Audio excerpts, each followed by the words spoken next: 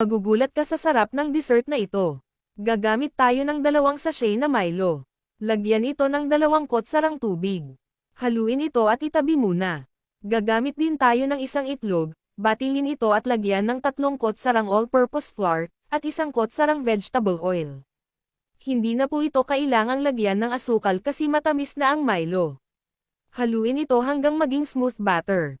Pagkatapos ibuhos na dito ang Milo mixture, haluin hanggang ma-well incorporated ang mga sangkap, pairan ng konting mantika ang paglalagyan natin, bago ito lutuin para hindi ito dumikit at hindi tayo mahirapan sa pag-unmold, ibuhos na ang mixture sa molder at steam ito ng 8 minuto.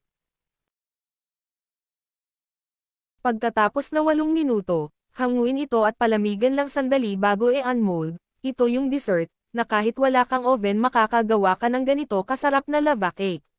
Gustong gusto ito kainin ng mga bata, napakasarap.